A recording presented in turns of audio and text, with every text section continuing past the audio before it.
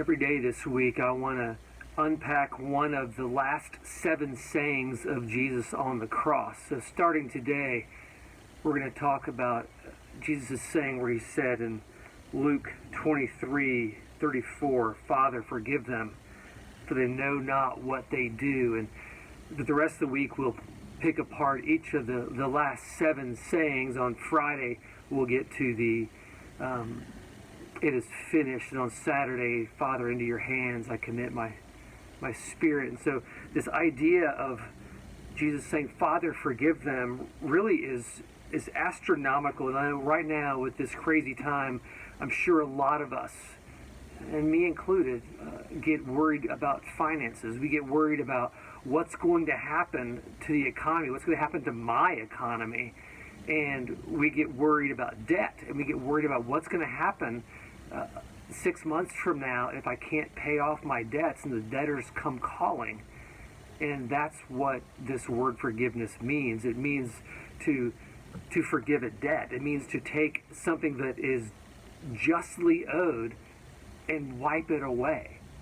And now think about this Passion Week, and think about what has happened up to this point when Jesus is raised up on a cross, that he has been put into an illegal trial where people were lying in their testimonies against him. He was convicted of a crime he didn't commit. He was terrorized.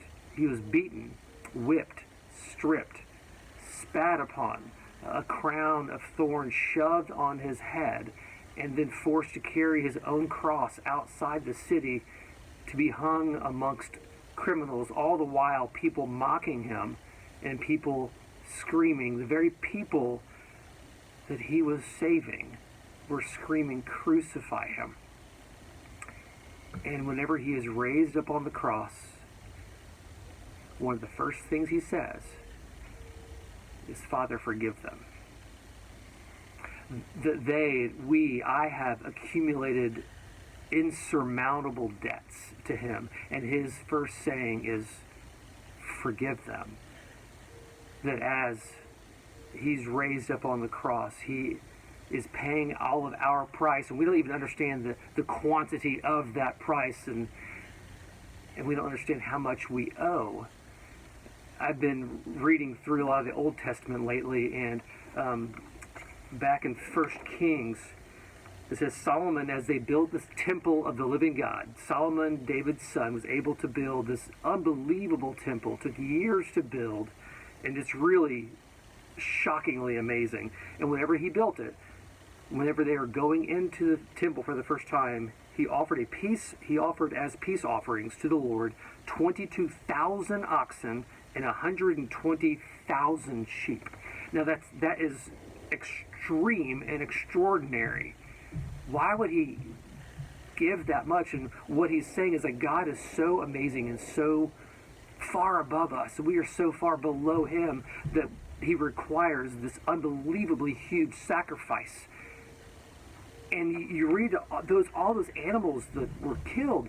That's actually a minor foretaste to the real true sacrifice that was to come, that is Jesus.